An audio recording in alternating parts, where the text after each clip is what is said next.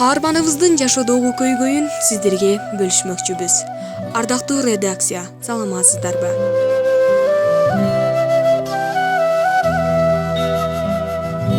Мындан 7 жыл мурун эгиз жигиттердин бирине турмушка чыккам. Күйөөмдүн экинчи турмушумун. Анвар мага чейин ажырашкан. Балдары жок. Жолдошум вахтой график менен иштейт. Ошондой иш күндөрдүн биринде Анвар түн күмөнөткө кеткен учурунда үйгө күтүүсүз келип, дароо эле жаткан бөлмөбүзгө кирип келди. Шамды жандырбай эле, сени өлө сагындым деп өпкүлөп кирди. Ичимден кандай сонун түн деп кымыңдап уктап калдым. Эртеси уйкудан ойгонсом, күйөөм жумушуна кетип калыптыр.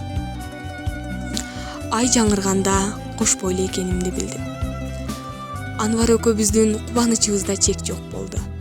Ошентип болдук. Уулубуз 4кө чыкканда жаңы батир сатып алдык. Көчкөнгө даярданып жатып, күйөөмө тиешелүү медициналык кагаздарды таап алдым. Окуп нес болуп отуруп калдым. Көрсөм менин өмүрлүк жарым тукумсуз экен. Ошондо билдим. Ким баягы түнү менин боюма бүтүрүп кеткенин. Анвар жумуштан келгенде кагаздарын алдына коюп суроо салдым.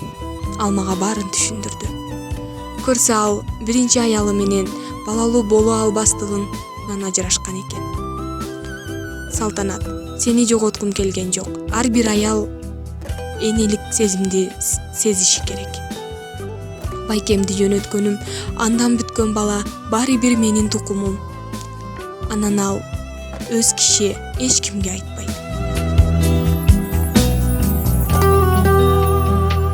Эч кимге ооз ачпайт деп күнөөлүү көздөрү менен карап, кечиримдүү өтүндү. Мага айтпаганынын себеби мурун аялына айтып, агасынан төрөп ал десе жаман көрүп кетип калган экен. Туура, мага айтса мен деле макулдугумду бермек эмесмин. Биз күйөөм экөөбүз кечиришип, жашоону улантмай болдук. Бирок түшүнүксүз сезимдерден арыла албай койдум. Комментарий жазып, өз оюңузду калтырсаңыз болот.